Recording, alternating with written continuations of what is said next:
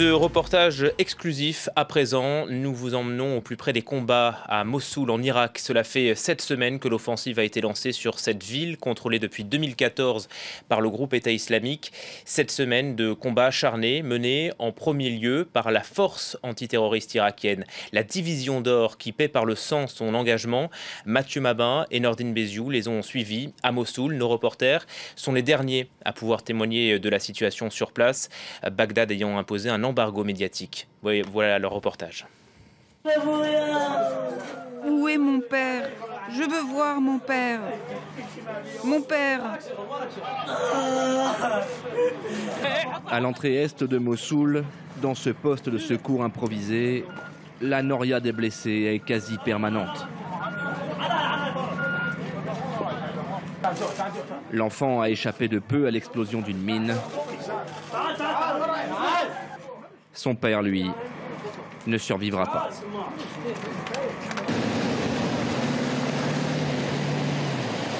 Nous entrons dans le secteur conquis par l'unité antiterroriste irakienne. Les blindés déchiquetés par les mines jalonnent le parcours.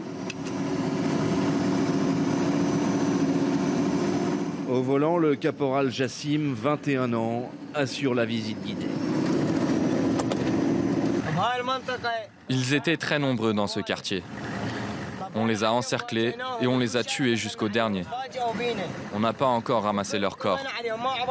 Il y en a encore un là. Celui-là, c'était un chef. Voilà ce qui les attend. Ils seront mangés par les chiens. Voilà, on est arrivé au poste de commandement. Ici, tout est sous contrôle. Soyez les bienvenus. On les appelle la division d'or. Voilà bientôt 7 semaines que l'unité antiterroriste irakienne est engagée dans la bataille de Mossoul.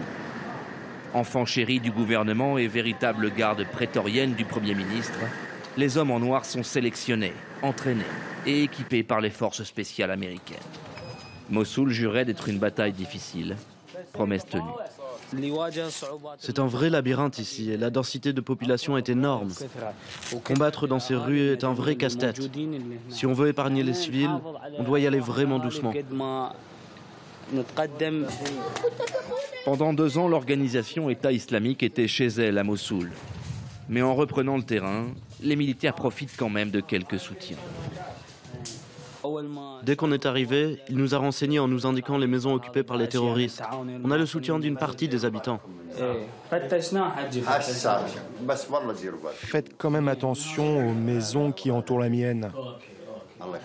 Celle de derrière et celle à droite. Je vous dis ça comme ça.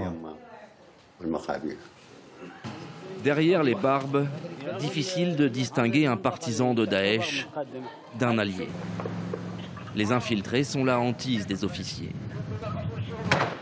Premier coup de feu de la journée, tout près. Mais cette fois, les tirs viennent d'un secteur repris la veille aux combattants de Daesh. Des snipers. En quelques minutes, la situation bascule. À 2 pâtés de maison, les infiltrés tant redoutés ont fait fuir ces policiers chargés de garder le terrain conquis. Lever de la victoire ne suffit pas à dissimuler le malaise. Ils sont morts de trouille en fait. En désertant leur poste, les policiers ont provoqué l'exode. À 29 ans, le capitaine Amjed commande 30 hommes et fait la guerre depuis 10 ans. Regarde, ce sont des réfugiés.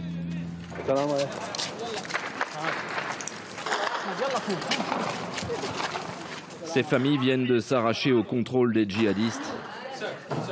Première cigarette depuis 2 ans et demi.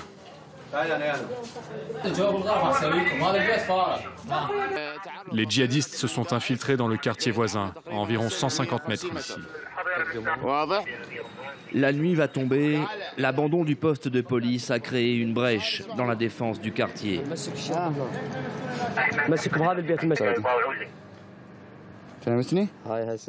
Rappelé à la radio, un groupe de policiers se présente enfin.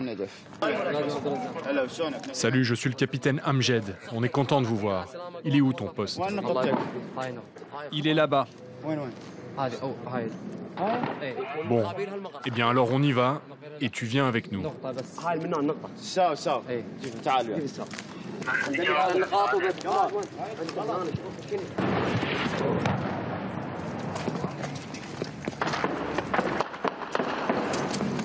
Les tirs s'intensifient.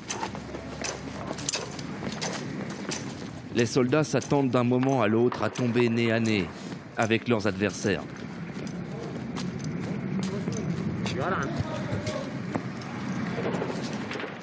Contrôle le coin gauche.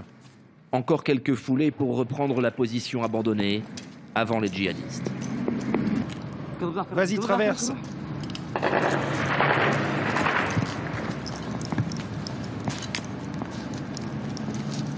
Sur le carrefour, objectif atteint, les soldats arrivent à temps, juste avant la nuit.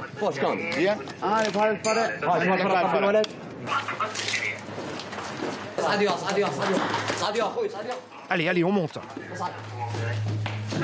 Ici le capitaine Amjed, poste de défense ouvert. Je demande un renfort de 5 personnels. Ce poste est stratégique.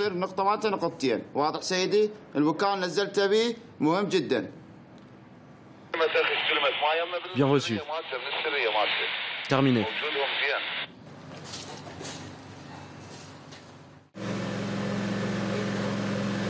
De retour au PC du bataillon, le capitaine Amjed apprend la mort d'un de ses camarades.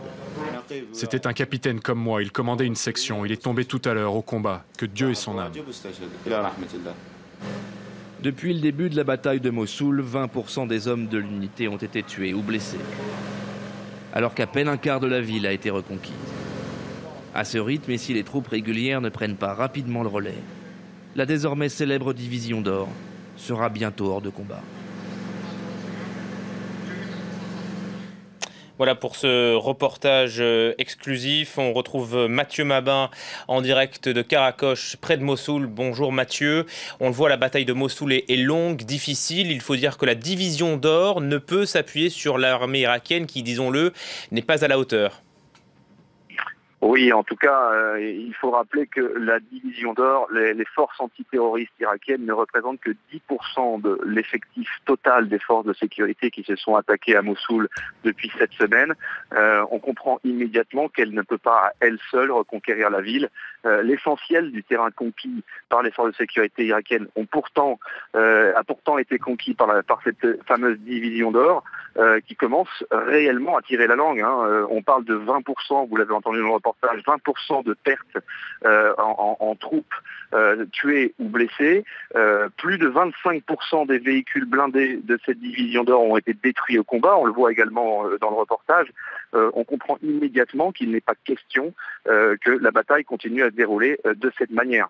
Les officiers avec qui nous avons échangé, les jeunes officiers avec qui nous avons échangé, qui sont au combat et qui emmènent leurs hommes, nous expliquent que sans une intervention immédiate et réelle de l'armée régulière irakienne, qui pourrait enfin tenir les positions conquises par la division d'or, il n'y a pas de victoire possible, tout simplement. Et c'est à ça qu'on fait face aujourd'hui à Mossoul.